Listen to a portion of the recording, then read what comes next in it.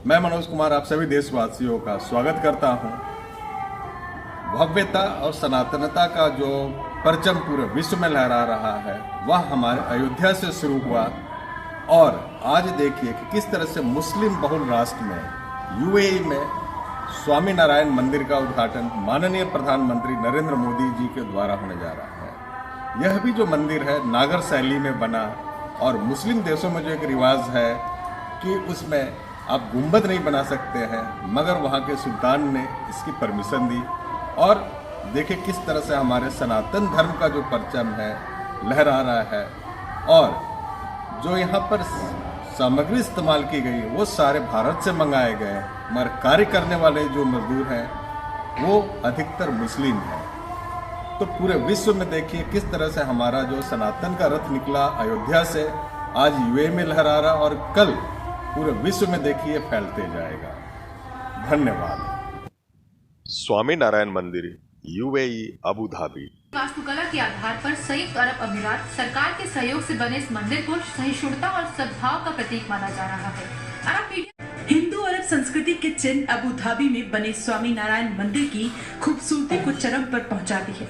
पत्थरों पर उकेरी गई मूर्तियां अद्भुत शिल्पकारी को दर्शाती। भारत से पत्थरों को लाने में इस्तेमाल किए लकड़ी के बक्सों से बना फर्नीचर अबू धाबी का पहला हिंदू मंदिर वास्तुकला का एक चमक, जबकि मंदिर का निर्माण सर्वधर्म संभाव की मिसाल पेश कर रहा है।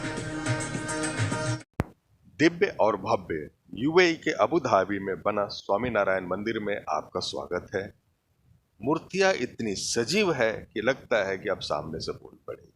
आप देखिए मूर्तियों की प्राण प्रतिष्ठा गुरुदेव के द्वारा किया जा रहा है।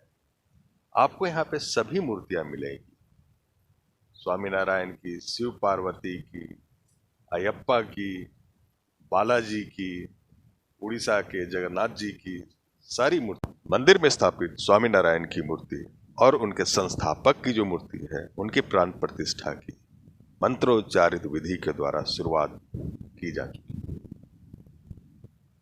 देखिए किस तरह से शक्तियों का जागरण किया जा रहा है इन मूर्तियों में मंत्रों के द्वारा।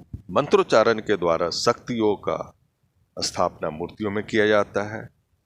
और देखिए स्वामी नारायण संस्थान के जो भी गुरु हैं किस तरह से मंत्रोच्चारण के द्वारा शक्तियों का स्थापना जो है मूर्तियों में कर रहे हैं। यह जो है स्वामी नारायण संस्थान के मुख्य संस्थापक हैं। इनकी मूर्तियों का विधिवत पूजा करके देखिए स्थापना किया गया यूएई के अबू धाबी के मंदिर में।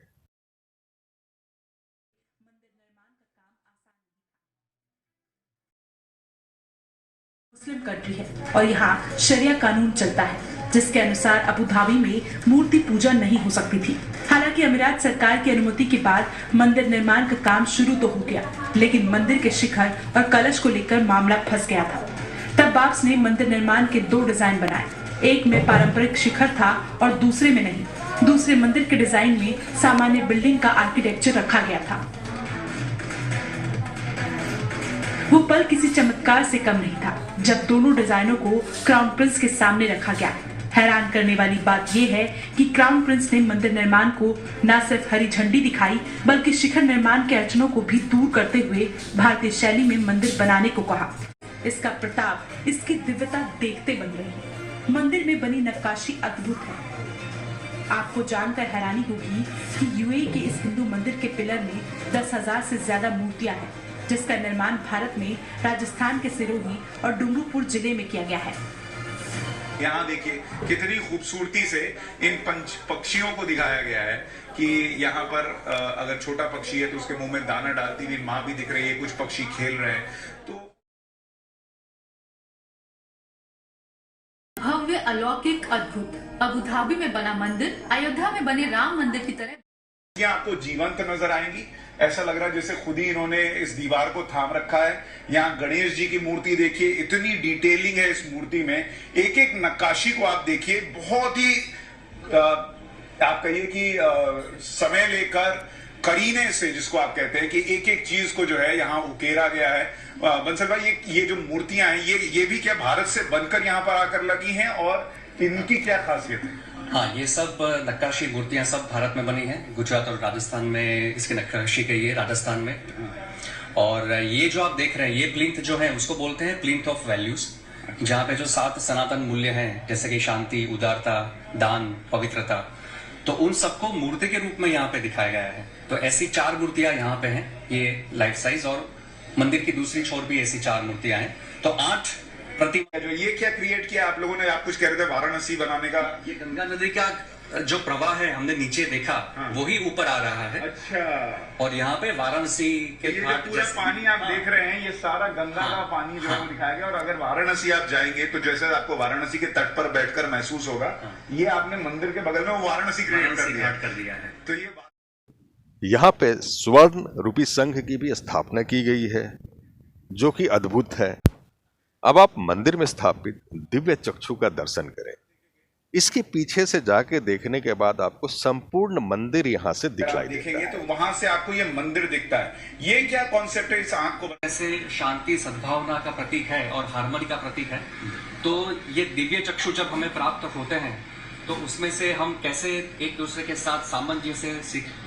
और उसके बाईं तरफ और दाईं तरफ दोनों तरफ जल का प्रवाह हो रहा है। ये दिखाइए जरा गोपाल, ये आपको जो छोटे छोटे से आप कहिए कि जल को एकत्रित करने की जगह बनाई गई है, इसके पीछे भी कॉन्सेप्ट है, क्या है जरा बताइए। यूएई जो है उसमें सैंड ड्यून्स ज्यादा देखने को मिलते हैं, जैसे ये रण प्रदेश की भूमि है। और भारत पवित्र महान नदियों की भूमि है। तो भारत की सबसे पवित्र नदियां, महान नदियां गंगा, यमुना, सरस्वती, तो उनके प्रवाह को यहाँ पे लाया गया है। और यहाँ पे मंदिर के ऊपर ऐसी भी रचना की गई है कि जैसे वाराणसी में जो घाट हैं, जहाँ पे दर्शनार्थी यात्रिक बैठते हैं, आरती करते हैं और मंदिर के दर्शन करते हैं, वैसे यहाँ पर भी जैसे हम ऊपर जाएंगे, वहां पे एक तरफ एम्फी थिएटर, वो वाराणसी के घाट की तरह बनाया गया है, जहाँ पे संध्या को आरती होगी और वहां से ही दर्शनार्थी मंदिर के दर्शन भी कर पाएंगे। तरफ यमुना का पानी है, दूसरी तरफ गंगा का पानी है, और दोनों तरफ जो पानी गिर रहा है वो गौमुख से गिरता हुआ दिखाया गया है। तो 96 बेल्स हैं, घंट जो हैं। तो प्रमुख स्वामी महाराज के 96 वर्ष के जीवन, जो उन्होंने सामाजिक संवादिता, हार्मनी के लिए उन्होंने कार्य किया, तो उसके प्रतीक रूप, उनको अंजलि रूप यहाँ पे ये देखा, ये गोपाल, यहाँ पे 96 घंटियां लगी हुई हैं।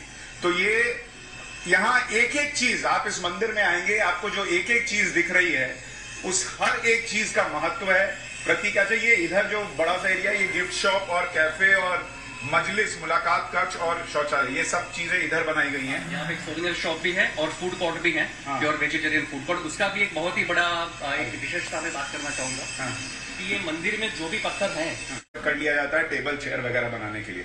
मंदिर में अंदर घुसते ही आपको जो सबसे पहली चीज आकर्षित करती है वो ये दीवार है, जिसको अगर आप देखेंगे तो इसमें दीवार में बीच में एक आंख नुमा आकृति बनी हुई है। और ये पेंटिंग नहीं है, ये कोई पोस्टर नहीं है, बल्कि यहाँ बीच में एक बड़ी सी जो आपको दर्शन करा रही है इस मंदिर की, इस परंपरा की, इस सनातन की।